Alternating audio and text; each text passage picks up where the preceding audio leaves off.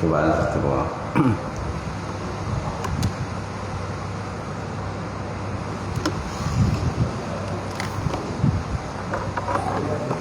Baik.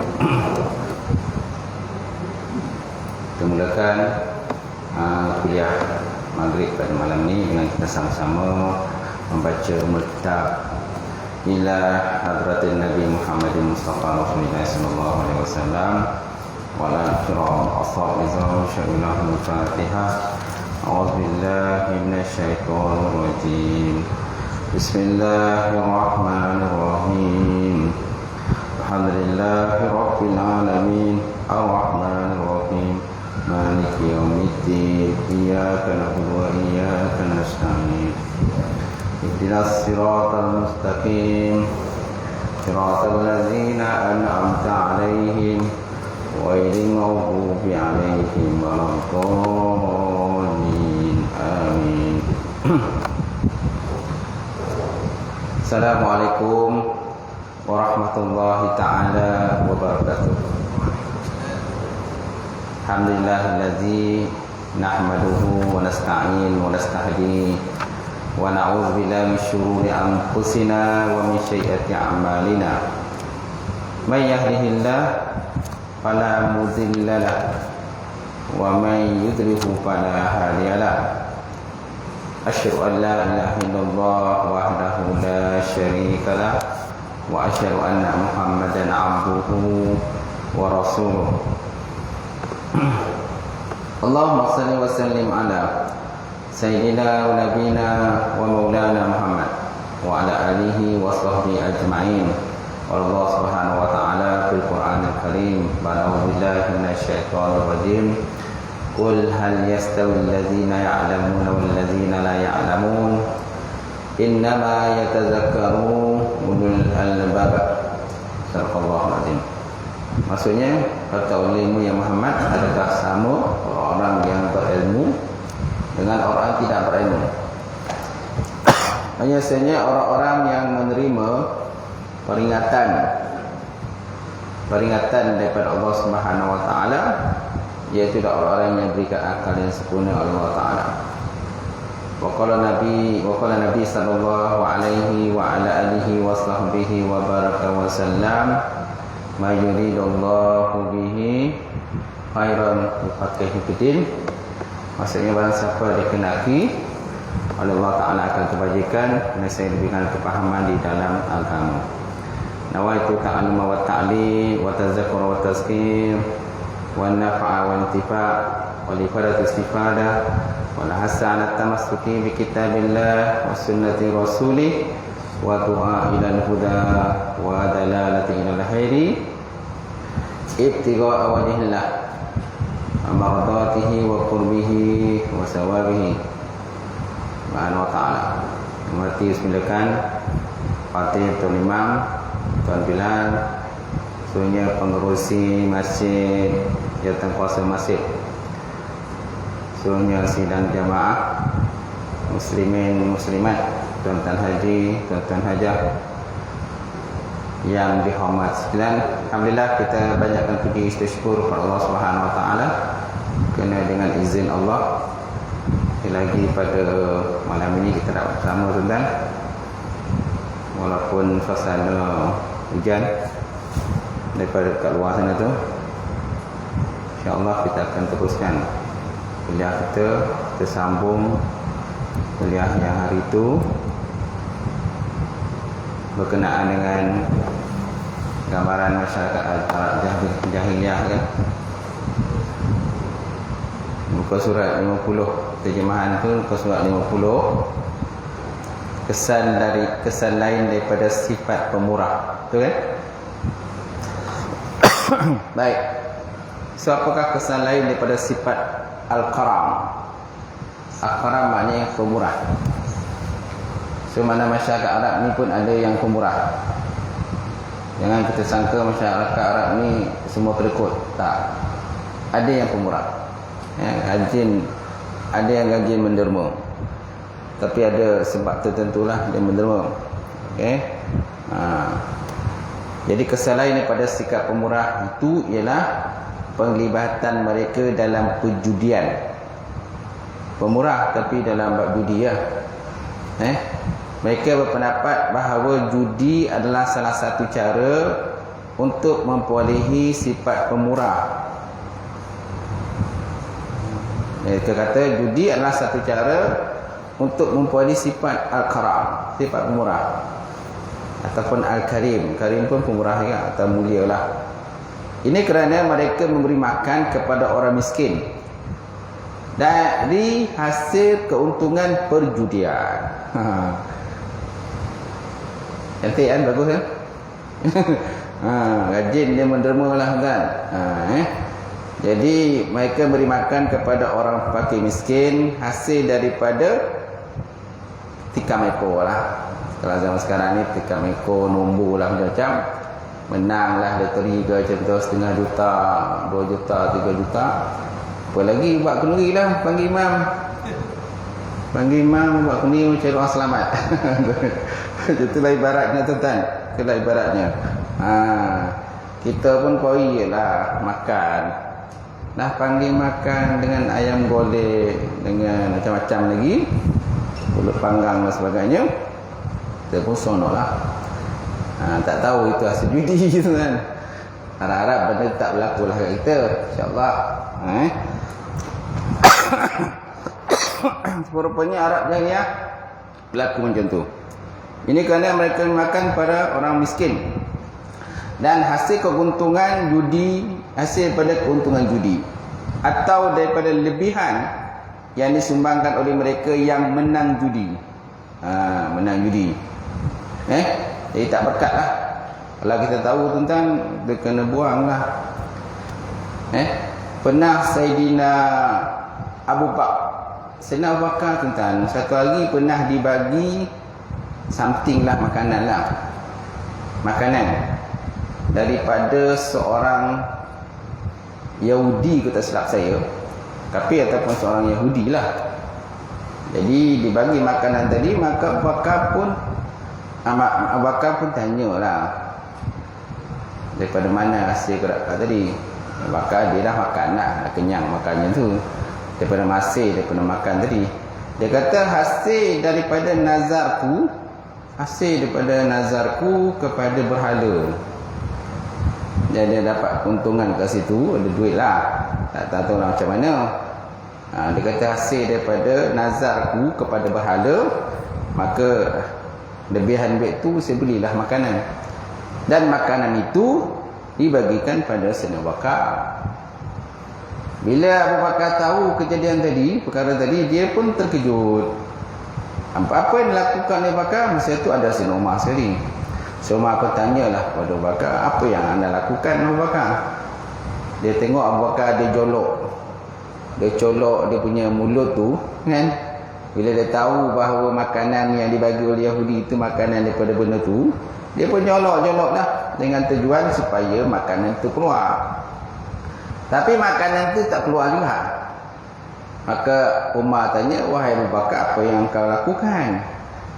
Sebenarnya saya nak memulakan makanan yang telah saya makan, hasil daripada benda yang haram tadi, daripada perut saya. Maka Sayyidina Umar kata, kamu tak boleh buat macam tu. Cara nak keluarkan, kau kena minum air banyak-banyak. Kau minum air banyak-banyak, nanti insyaAllah benda tu keluarlah makanan tadi. Dia pun minumlah banyak-banyak, punggang lah itu, dengan 2 balang, 3 balang dan sebagainya. Maka air itu, makanan tu pun keluarlah macam tu. Mana hasil daripada benda yang tak elok lah. Jadi imam kalau kita termakan tu, cepatlah keluarkan duit. Contoh, kalau berlaku kalau tak ada, okey, alhamdulillah lah, rezeki pada Allah Ta'ala kan. Rezeki turun daripada langit, ma'idatan minas sama', gitu kan ayat Quran. Rezeki turun daripada langit. Musuh jangan dicari, rezeki jangan ditolak, silakan. Itu. Baik. Oleh kerana itulah Quran tidak menolak bahawa arak dan judi ada manfaatnya. Arak dan judi itu pun ada manfaat. Kenapa ada Quran tersebut? Dia kata. Tetapi sebenarnya benda buruknya lagi banyak. Walaupun adalah kebaikannya sikit lah. Arak itu ada kebaikannya sikit, tak banyak pun. Tak? Ataupun dadah adalah kebaikannya sikit lah, tapi keburukannya itu lagi banyak. Betul juga dengan judi tadi, walaupun ada kebaikannya tapi sikit, mudaratnya lagi banyak. Itu sebab Allah Ta'ala sebut dalam Quran, dia kata yasalunaka 'anil khamri wal maisir qul fihima ismun kabir wa manafi'u lin-nas wa ismuhuma akbaru min naf'ihima wa yasalunaka madza yunfikun qul al-'af kadzalika yubayyinullahu lakumul ayati la'allakum tatafakkarun. Surah Al-Baqarah 219. Maksudnya tentang yasalunaka 'anil khamri wal maisir. Mereka bertanya kepadamu ya Muhammad berkenaan arak dan juga judi. Arak dan judi ni macam-macam bentuk judi lah. Tapi dia tetap judi, tapi cuma pecahan-pecahan judi macam-macam. Dan arak pun macam-macam jenis arak. Ya. Baik. Qul fi ma ismun kabir. Kata olehmu ya Muhammad, pada keduanya terdapat dosa yang besar. Wa manafi'u linnas, dan ada manfaat juga pada manusia. Wa ismuhuma akbaru min naf'ihima. Dosa keduanya lebih besar daripada manfaat keduanya. Dosanya makna kesan buruk lagi banyak berbanding dengan kebaikan. Ada kebaikannya, bukan tak ada. Sikit sangatlah kebaikan tadi. Itu sebabnya hendaklah ditinggalkan. Sehingga Allah Ta'ala sebutkan innamal hamru wal maisir wal ansab wal azlam rijsum min amali syaitan fajtanibu. Sesungguhnya arak, judi, beri makan pada berhala, kemudian tenun nasib, mengundi dengan anak panah, rijsum min amali syaitan, satu perbuatan kecil daripada perbuatan syaitan. Fajtanibu, maka jauhkanlah. Naklah kita tinggalkan begitu. Walaupun asalnya ada kebaikannya, tak banyak. Kemudian wa yasalunaka madza yunfikun qul af. Apakah mereka kemudian tanya pada kamu lagi Muhammad, apa yang mereka belanjakan, mana dermakan? Katakanlah, dermakanlah apa-apa yang berlebih daripada keperluan kamu. Demikianlah Allah Ta'ala menerangkan pada kamu ayat-ayatnya. Mana keterangan-keterangan hukumnya supaya kamu berfikir, supaya kita berfikir. Dan kesan pada arak tu banyaklah. Itu sebabnya dalam konteks Islam ni, siapa yang minum arak maka hendaklah diratan. Sebanyak ada dua kaul, dua pendapat. Satu dengan 40 kali rotan, dipukul dengan 40 kali, dan ada pula menyatakan sebanyak 80 kali rotan kepada orang yang minum arak. Dia termasuk dalam maqasid syariah. Maqasid syariah maksudnya untuk menjaga akal. Dan 5 maqasid syariah kan. Pertama apa tu? Untuk menjaga agama. Yang kedua untuk menjaga harta. Yang ketiga menjaga keturunan. Yang keempat menjaga akal. Yang kelima menjaga maruah diri. So ada 5 maqasid syariah. Kenapa undang Islam tu perlu diperlukan? Kerana nak jaga 5 tadi lah. Mana kalau orang murtad, apa yang dihukum? Dihukum murtad, maka naklah dibunuh kan. Kalau naklah dibunuh, kenapa nak menjaga agama? Hizbuddin, nak jaga agama. Orang yang minum arak ni maka naklah dirotan. Kenapa nak kena rotan? Kerana hizul akli, nak jaga akal. Nak jaga akal kita, kena rotan. Orang berzina, maka naklah direjam ataupun dirotan kan. Kenapa? Nak jaga an-nasab, keturunan. Hizbun nasab, nak jaga keturunan kita, maka naklah diambil tindakan kepada orang yang berzina. Dan seterusnya lah. Atau dikatakan maqasid syariah. Maqasid mana tujuan syariah itu dikuatkuasakan, dilaksanakan.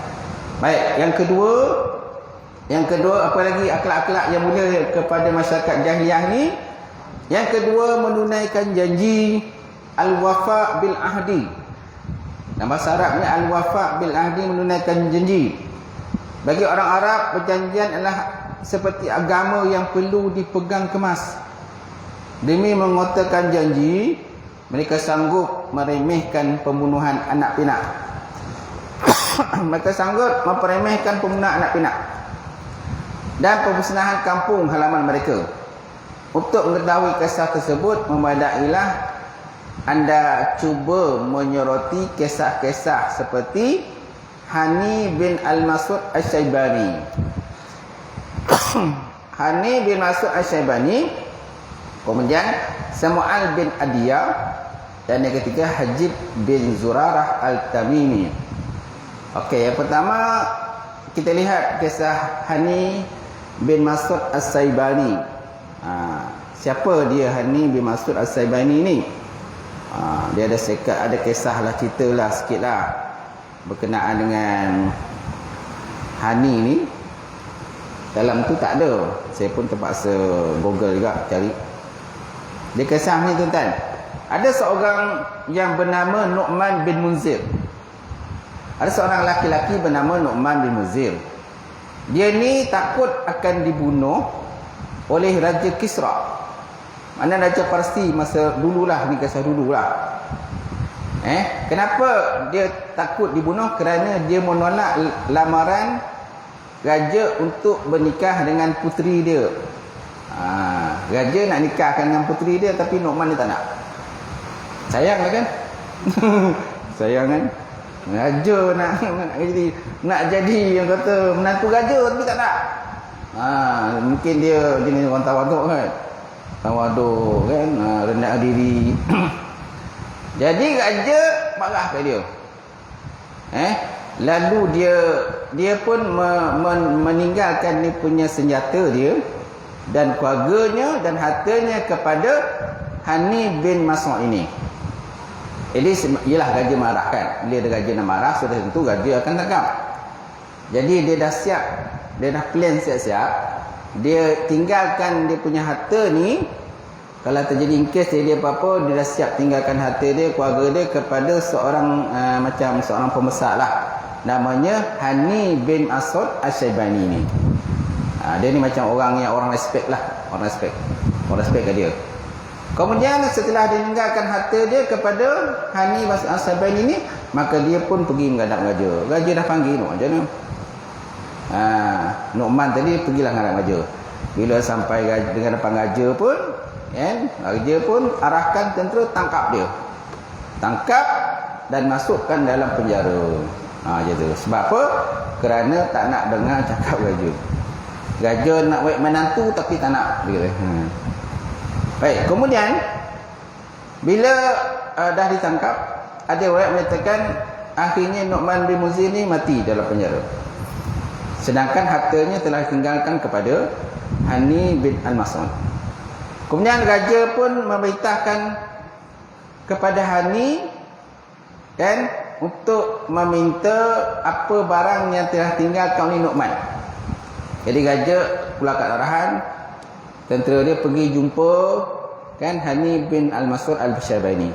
Minta kat dia apa harta yang tinggalkan oleh Nu'man. Apa harta dia bawa ke sini. Tetapi apa yang berlaku tuan, Hani bin Mas'ud Asy-Syaibani ni dia tak nak. Saya tak akan bagi harta ni kat engkau walaupun kau raja. Walaupun raja, aku tak akan bagi harta yang telah aku ditinggalkan oleh Nu'man Al-Munzir. Maka raja yang zalim tadi telah mengirimkan satu pasukan untuk memerangi Hani Al-Mas'ud Asy-Syaibani. Kerana apa? Kerana Hani tadi telah macam pada raja macam kurang ajar lah kan, ataupun derhaka lah, kerana cuba menghalang keinginan raja. Kemudian Hani bin Al-Mas'ud Asy-Syaibani tadi, dia pun ada juga tentera dia pun ada pengikut dia. Lalu dia pun mengumpulkan tenteranya daripada Bani Bakr. Lalu dia pun berkhutbah macam bagi motivasi, bagi semangat lah kepada pengikut-pengikutnya. Dia kata apa? Dia kata ya ma'syaral Bakr halakal ma'zur hairun min najil farul innal hazara la yanji min qadar wa inna sabra min asbabil zufur wal maitah wad dunyah wa asbalul mat khairun min istibariha. Antara makna dia kata, wahai Bani Bak, mati kerana pegang lebih baik daripada selamat kerana lari. Itu kata-kata semangat lah. Mati kerana pegang lebih baik daripada selamat kerana lari. Sesungguhnya takut tak dapat menyelamatkan daripada takdir Allah Ta'ala. Dan sesungguhnya masa sabar ni tak bundur pada perang. Termasuk sebab-sebab pertolongan. Dia kata, kematian merupakan penghinaan. Mau tak mau pasti akan terjadi. Menghadapi kematian lebih baik daripada lari membelakangi kematian. Tusukan di depan lebih mulia daripada ditusuk daripada belakang. Dan juga tulang ekor. Wahai keluarga Bani Bak, okey, peranglah, dia kata. Ya Ahlul Bak, qatilu. Dia kata, wahai Bani Bak, jom perang. Lawan yang tentera Kisra tadi lah, yang menghantar tentera tadi, agar tidak ada kematian jalan yang lain. Baik, kemudian Hani Al-Syaibani tadi, walaupun digetak oleh raja pun fahamlah dengan lengkap dengan senjata dan sebagainya, dengan bentera dia, mengarahkan supaya diperang akan Bani Bak bersama dengan Hani Al-Syaibani. Tapi oleh sebabkan Hani bin Al-Syaibani ni dia telah berjanji dengan Nu'man bin Manzur tadi, kerana nak simpankan harta dia tadi, berjanji pasal nak simpan harta, maka dia sanggup perang dengan Raja Kisra. Jadi peperangan itu namanya peperangan Zikar. Iaitulah yang mana akhirnya kemenangan berlaku kepada bangsa Arab ke atas golongan Parsi itu kan. Masya-Allah. Menang dia.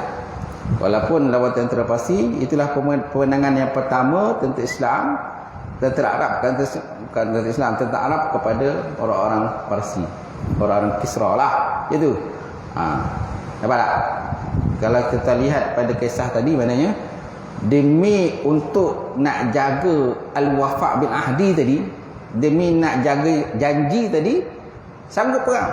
Walaupun mungkin akan berlaku kematian kepada Bani Bak tadi, walaupun mungkin akan berlaku kematian kepada Hani Al-Syaibani, tetapi dia tetap untuk mempertahankan janji tadi. Itu penting janji tadi. Masya Allah, itu orang Arab lah. Baik, kemudian yang kedua, Samu'al bin Adiyah. Ada satu lagi kisah tentang Samu'al bin Adiyah. Ini pun antara orang yang kuat pegang pada janji. Jadi siapa dia? Samu'al al-Adiyah ni, dia ni tuan, dia ni seorang penyair Yahudi. Dia seorang penyair Yahudi yang diabadikan namanya dalam Islam. Masya Allah. Dia ni seorang penyair pada zaman jahiliah. Tapi namanya disebut-sebut. Dan dia beragama Yahudi dan dikenal sebagai seorang penyair yang bijaksana. Dia memiliki benteng di wilayah utara Jazirah Arab. Sampai begitu seringan, sampai dia ada macam satu benteng lah. Dia ada macam sempadan kawasan dia lah macam tu. Namanya selalu diabadikan dalam kisah-kisah Islam dari masa ke semasa kerana komitmennya dalam menjaga janji. Macam tu. Macam mana kisah dia kan? Kisah kesetiaan Samu'al Al-Adiyah ni dimulai saat ada satu ketika ada seorang lelaki bernama Imru Al-Qais. Imru Al-Qais ini dia nak pergi ke istana Raja Rum dalam rangka untuk meminta bantuan lah. Dia macam minta satu bantuan kepada Raja Rum. Jadi sebelum dia berangkat, Imru Al-Qais ini kan dia ada meninggalkan beberapa barang berharga. Macam tadilah, dia meninggalkan antaranya beberapa baju besi, sebuah senjata dan barang-barang yang berjumlah agak banyak lah. Dia tinggalkan barang itu kepada Samu'al bin Al-Adiyah tadi. Kemudian Imru Al-Qais pun pergi menghadap kepada Raja Rom. Sehinggalah tak ada kabar berita lagi berkenaan dengan Imru Al-Qais ini. Sampaikan khabar menyatakan dia dah mati. Imru al-Qais ni. Sedangkan dia dah tinggalkan barang dia kepada Asma al-Adiyah tadi. Tadi tak tahu cerita macam mana. Kemudian datang khabar menyatakan Imru al-Qais dah meninggal. Bila Imru al-Qais dah meninggal, ada seorang raja namanya Raja Al-Kindah. Raja Al-Kindah ni salah satu kerajaan besar di Jazirah Arab pada masa jahiliah. Dia ni tak tinggal diam. Lalu dia tahu bahawa Imru al-Qais ni ada meninggalkan harta kepada As-Samu'al al-Adiyah tadi. Lalu dia meminta kepada As-Samu'al al-Adiyah untuk menyerahkan segala harta-harta dia kepada dia. Nampak? Dia minta segala harta-harta yang tinggal ke Imru al-Qais ni, naklah harta itu diserahkan kepada dia. Dia kata macam dia ada pertalian lah. Pertalian darah dengan Imru al-Qais. Jadi dia minta kepada As-Samu'al al-Adiyah untuk menyerahkan baju besi dan senjata yang disimpan oleh Imru al-Qais kepadanya. Tetapi apa yang berlaku tuan-tuan? Samu'al al-Adiyah tadi menolak.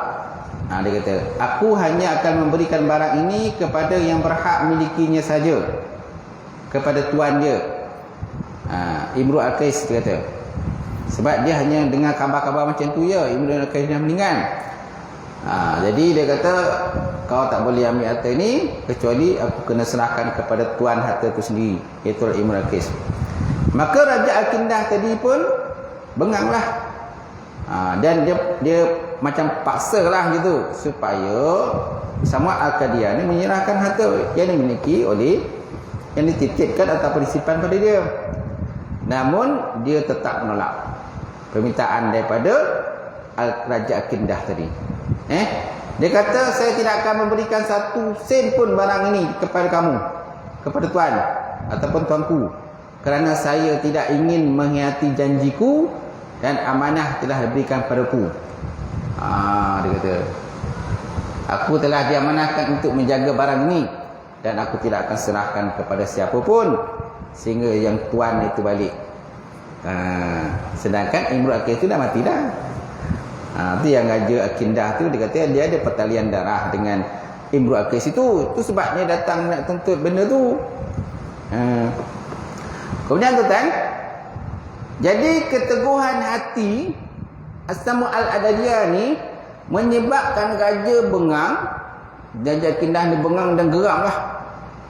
Gitu, geram betul lah. Tak dibagi dah kata tu aku dia. Lalu dia menghantar pasukan, satu pasukan tentera untuk menangkap dan juga membunuh As-Samu'al al-Adiyah. Jadi khabar kedatangan raja dan pasukan tadi telah didengar oleh As-Samu'al al-Adiyah, sehingga dia melarikan diri ke benteng. Kan tadi dia ada benteng kan, benteng macam sempadan kawasan dia lah. Maka dia pun nak cabut lagi lah gitu, lari untuk meninggalkan kawasan dia, pergi kepada benteng tadi. Kemudian namun keberadaannya tetap diketahui oleh raja. Tapi raja dapat tahu di antara raja, antara pengintip, dia kata Samu'al al-Adiyah ni dah lari ke benteng. Jadi mereka pun kejar sampailah ke benteng. Kemudian nasib malang berlaku kepada Samu'al al-Adiyah. Kerana waktu dia lari tadi tuan, dia lepas benteng tapi anaknya tak lepas. Dia ada bawa anak dia sekali untuk melarikan diri pada raja. Jadi Samu'al al-Adiyah ni berjaya melepasi benteng, sedangkan anaknya tidak berjaya. Maka anaknya pun ditangkap oleh pengikut-pengikut raja ataupun bala tentera. Kemudian raja pun berteriak kepada Samu'al al-Adiyah. Dia kata, kalau kau tak serahkan kau harta tu, anak kau ini akan kubunuh. Kau nampak tak anak kau ni? Jadi raja pun tunjuk anak lah. Kek lah anak dia. Mana Samu'al al-Adiyah tu, nampak lah anak dia telah diangkat oleh raja.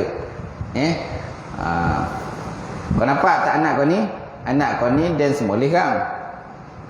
Kan? Kalau kau tak serahkan harta tu kepada aku, kata. Aku, kata raja, berhak terhadap harta Imru al-Qais. Dan aku ni macam, dia ada macam pertalian lah, macam tu. Pertalian darah lah, macam tu. kepada Imru Al-Qais tadi. Dia kata, jika kamu menyerahkan barang-barang tersebut padaku, maka aku akan pergi meninggalkan kamu dan menyerahkan anakmu ini kepada kamu. Namun jika kalau kamu tidak mau, saya akan sembelih anak kamu dan kamu akan menyaksikan dia sendiri. Saya akan sembelih anak kau ni depan kamu. Mana dia nampak lah gitu. Tapi dia dah lepas benteng tu, sedangkan anak dia belah sini kan. Maka raja kata, okey, pilih dua antara satu. Gitu. Pilih dua antara satu. Kau nak anak kau mati kau serahkan harta tu kat aku.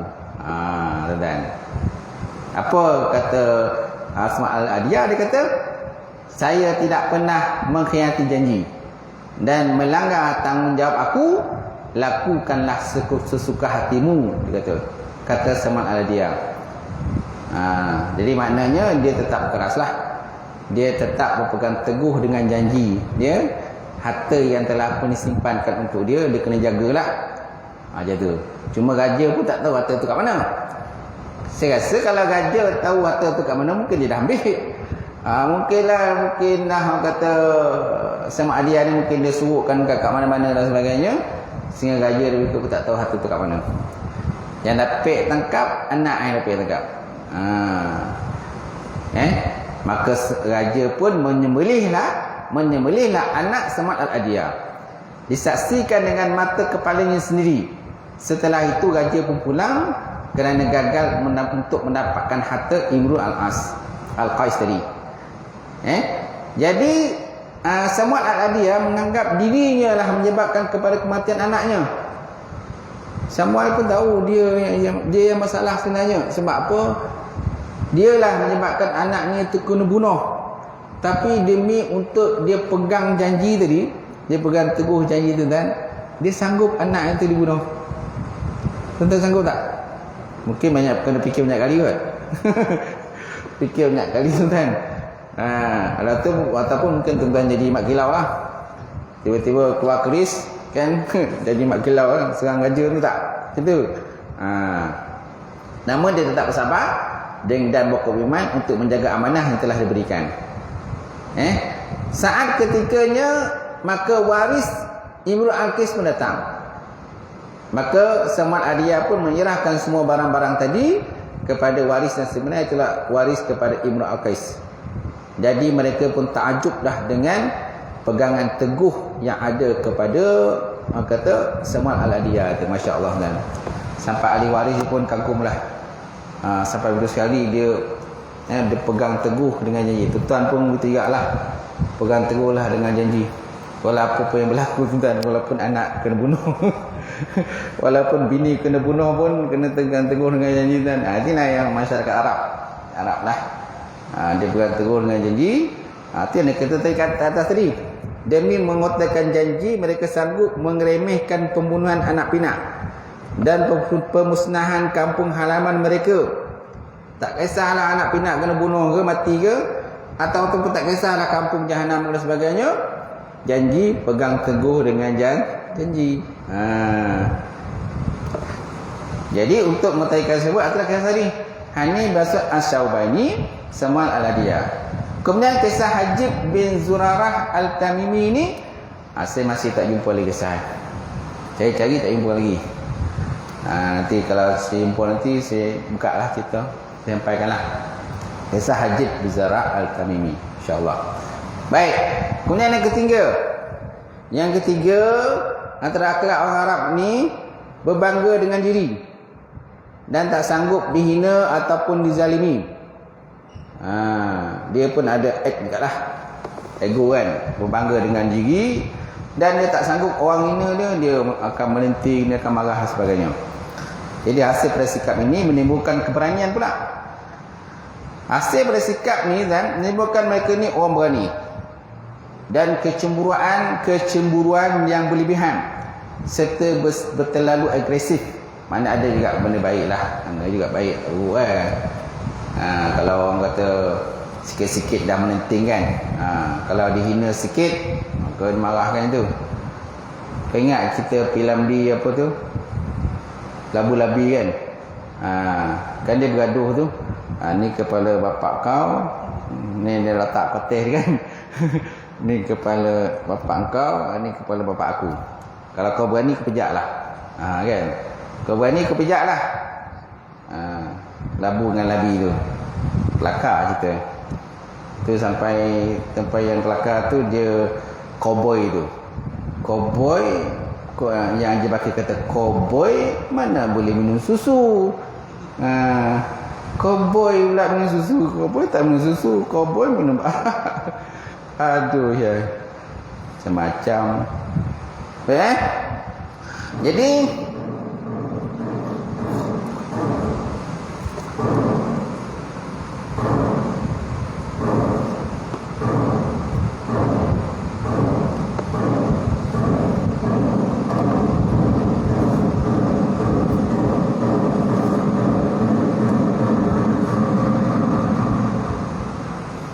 biasanya sekali lagi Jadi mereka pantang mendengar sebarang tutur kata yang mengandungi bau penghinaan.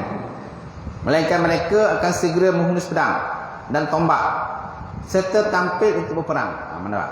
Ini sikap mereka lah. Pantang kata kena usik sikit, istilah kita kan. Pantang kena usik sikit, melonting lah. Keluarlah pedang itu. Kalau cowboy itu keluar senang pistol lah. Kalau cowboy kan sikit yang nak kena keluar pistol. Kalau cowboy. Baik. Demi menjaga kemuliaan diri, mereka sanggup mengorbankan jiwa mereka. Kemudian yang keempat, tekad dan keazaman yang kuat. Apabila mereka berazam untuk melakukan sesuatu yang mulia dan dapat dibanggakan pada pandangannya, maka tidak ada yang boleh menghalang keazaman tadi. Malah mereka sanggup mengambil risiko demi melaksanakan keazaman. Nampak? Demi melaksanakan keazaman, mereka sanggup untuk menanggung itu. Biarlah mati ke apa dan sebagainya. Itu sebabnya mereka Arab ni memang suka berperang. Dan Nabi pun kalau ikutkan banyak peperangan yang ikut oleh Rasulullah sallallahu alaihi wasallam. Ada peperangan yang Nabi ikut dan ada peperangan yang Nabi tak ikut pun. Peperangan yang paling jauh ialah peperangan Tabuk. Benar kan? Dia ada banyak peperangan tu. Ada peperangan Badar, ada peperangan Uhud, ada peperangan Khandaq, ada peperangan Khaybar. Ada peperangan yang jauh, itulah peperangan Tabuk. Jauh dia atas Madinah lagi. Atas Madinah jauh ke atas lagi. Peperangan Tabuk. Dan keadaan masa tu musim panas. Panas sangat. Ada sahabat-sahabat yang tak pergi perang. Seperti Ka'ab bin Malik. Dan Ka'ab bin Malik ini dia tidak ada alasan untuk tak pergi perang. Maka akhirnya dia dipulaukanlah. Dipulaukan Nabi Rasulullah selama 50 hari. Ada sahabat-sahabat yang tak pergi perang, tapi mereka memberi berbagai-bagai alasan. Sakit lutut lah, kepala lah, macam-macam sakit lah. Dengan tujuan untuk melepaskan diri daripada kena hukuman daripada Rasulullah sallallahu alaihi wasallam. Tetapi ada 3 orang lelaki yang mereka tidak ada alasan. Antaranya ialah Ka'ab bin Malik. Ada 2 orang lelaki lagi, mereka tidak ada alasan. Dan mereka itulah dikenakan hukuman di mana mereka tidak dibenarkan untuk bercakap. Para sahabat tak dibenarkan bercakap dengan 3 orang ini selama 50 hari. Dan Ka'ab pernah memberi salam kepada Nabi, tetapi Nabi tidak menjawab salam. Sampai apalagi kalau sahabat lain, kalau ada Nabi pun tak jawab salam Ka'ab, apalagi kalau dia bagi salam pada sahabat-sahabat lain, semua tak jawab salam. Kerana itu ada hukuman lah daripada Allah Ta'ala. Itu yang ayat Quran nyatakan tu. Dunia yang luas ni jadi sempit, dia kata. Dunia yang luas jadi sempit. Sebab apa? Kerana menanti hukuman daripada Allah Subhanahu Wa Ta'ala selama 50 hari. Mana-mana dia pergi tuan-tuan, semua sahabat-sahabat tak tegur dia. Bayanglah tuan-tuan, kalau tuan-tuan pergi mana-mana, semua orang tak tegur tuan-tuan. Apa perasaan tuan-tuan? Semua tak nak layan tuan-tuan. Orang beri salam, kita beri salam, orang tak jawab salam. Kita nak ajak orang bergerak macam mana, semua orang pulaukan kita pergi tempat lain. Tinggal kita terkuntang-kanting, dunia yang luas jadi sempit. Itulah yang berlaku. Hukuman dah Ka'ab balik kerana apa? Kerana tidak mahu pergi berperang. Masa tu pula tuan-tuan, masa perangan Tabuk tu tuan-tuan, Madinah masa tu musim panen. Panen tak? Musim menuai, macam menuai kurma, gandum kan. Jadi mana tu tanaman masa tu dah musim nak kumut hasil lah. Tiba-tiba datang perintah pergi perang. Itu yang kata tercabar tu. Ini nak panen ni kan, nak menuai ni kan. Nak menuai ni, nak kumpul duit ni. Tak nak. Takkan kita nak lepaskan peluang ni. Sedangkan tapi Nabi perintahkan pergi perang. Ramai sahabat pergi. Ramai sahabat-sahabat tak berulikan harta dunia. Mereka pergi perang. Tapi ada juga yang tercicir, yang tergan, dan ada yang tidak ada alasan apa-apa.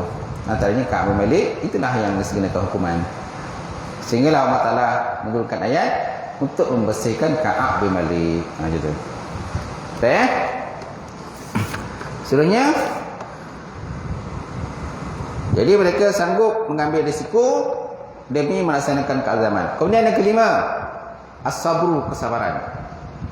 Yang kelima, as-sabar. Jadi mereka merasa tenang dan dengan sikap sabar selama ini. Akan tetapi sikap ini hanya banyak dibayangi oleh tabiat mereka yang suka membanggakan diri, terlalu berani dan cepat menyahut panggilan perang. Nampak? Dia sebab orang Arab ni suka perang. Sebab bila perang dapat harta. Mana kalau lawan kalah dapat harta lah. Harta ganimah kan, dapat harta rampasan perang. Itu yang mereka suka perang tu. Kerja tak banyak, perang je. Tapi banyak dapat duit. Dapat harta. Tak perlu nak kerja keras, hanya perang je. Tak perlu nak menyangku, semua tak perlu. Menang perang dapat harta, dapat perempuan, dapat tu kan, dan sebagainya. Sukalah dia. Kemudian yang keenam, nilai murni kehidupan badui. Cara hidup mereka tidak tercemar dengan pencemaran-pencemaran akibat perubahan tamadun dan juga jerangkap-jerangkapnya. Oleh kerana terlalu kuat berpegang dengan cara kehidupan badui ini, maka ia menghasilkan sifat benar, amanah, dan tidak suka menipu dan juga membela. Itulah. Sampai situlah. Akan datang, jadi bab ni kita dah habis, tak payah saya baca lagi. Akan datang kita masuk bab baru, keturunan Nabi SAW dan juga keluarga. Kemudian kehadiran ni kena isi form dia. Pengurusi saya dah bagi pengurusi. Maknanya arahan daripada penyeras takmir negeri, dia minta sesiapa yang hadir kuliah kena isi Google Form tu lah. Google Form tu isi maklumat dalam tu, nama kena isi, nama, nombor IC, nombor telefon, nama, nombor IC, nombor telefon. Lepas tu kuliah, select kuliah mana, kuliah di sinilah, kuliah saya kat sini. Okey, masjid apa? Masjid Korea Pekamantin. Masjid Korea Pekamantin. Kuliah bulan bila? Bulan 8. Pilih je, lepas tu submit lah, serah. Tak perlu isi banyak pun, sikit je. Sebab dia nak rekod kan. Lepas tu satu lagi dia minta guru-guru takmir, dia kata kena ziarah ahli Korea. Paling tidak pun sebulan 3 buah rumah. Aduh, sebulan 3 buah rumah kena ziarah ahli Korea yang tak pernah datang ke masjid, yang tak pernah ikut kuliah lah, dia kata.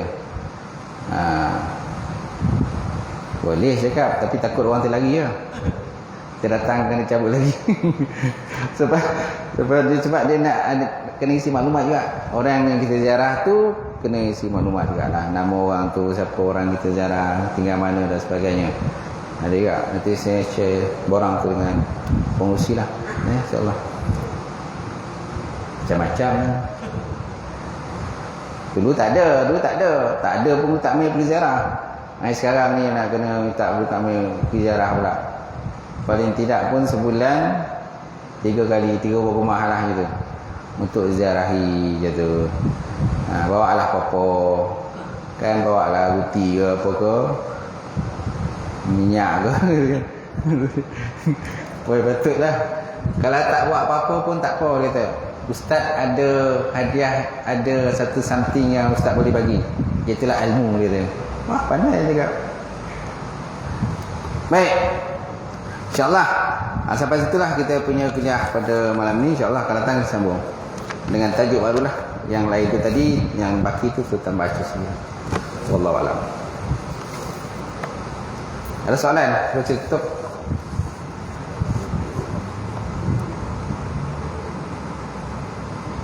Tak ada ya?